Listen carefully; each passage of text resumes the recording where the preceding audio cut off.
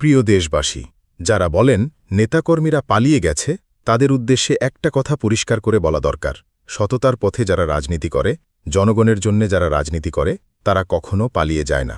পরিস্থিতি কঠিন হতে পারে, সময় প্রতিকূল হতে পারে, কিন্তু আদর্শে বিশ্বাসী মানুষ নিজের মাটি ছেড়ে যায় না, বরং সময়ের অপেক্ষায় থাকে। বাংলাদেশের সাম্প্রতিক রাজনৈতিক প্রেক্ষাপটে একটি গুরুত্বপূর্ণ বিষয় সামনে এসেছে। সাবেক ও বর্তমান জনপ্রতিনিধিদের বিরুদ্ধে একাধিক মামলা ও গ্রেপ্তারের ঘটনা। প্রাপ্ত তথ্য অনুযায়ী এ পর্যন্ত প্রায় ২৭ জন মন্ত্রী, ৫ জন প্রতিমন্ত্রী, ৩ জন উপমন্ত্রী এবং ৪৪ জন সংসদ সদস্যকে বিভিন্ন মামলায় গ্রেপ্তার দেখানো হয়েছে। অনেক ক্ষেত্রে অভিযোগ উঠছে, মামলাগুলোর সুনির্দিষ্ট তথ্য ও প্রমাণ নিয়ে প্রশ্ন রয়েছে। কিছু নেতাকে ইন্ধনদাতা বা নির্দেশদাতা হিসেবে উল্লেখ করা হলেও এসব অভিযোগের পক্ষে শক্ত প্রমাণ নিয়ে জনমনে বিতর্ক রয়েছে। একই সঙ্গে দেখা যাচ্ছে, অনেক নেতাকে বিভিন্ন মামলায় নাম অন্তর্ভুক্ত করা হয়েছে, যেখানে বাদীর পক্ষ থেকেও স্পষ্টভাবে আসামি শনাক্ত করা কঠিন হয়ে পড়েছে।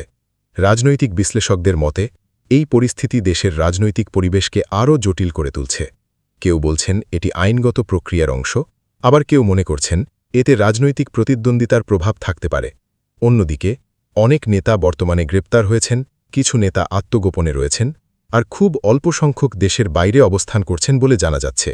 এই পরিস্থিতিতে সবচেয়ে গুরুত্বপূর্ণ বিষয় হল আইনের শাসন, স্বচ্ছ তদন্ত এবং সবার জন্য ন্যায় বিচার নিশ্চিত করা।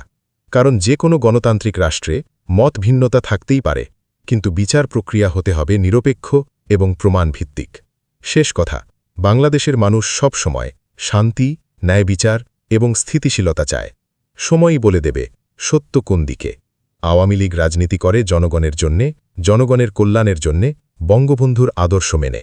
আওয়ামী লীগের নেতাকর্মীর উদ্দেশ্য এই দেশ সুখী সমৃদ্ধ করার, আর জননেত্রী শেখ হাসিনার হাতে গড়া উন্নয়নের সকল সফল।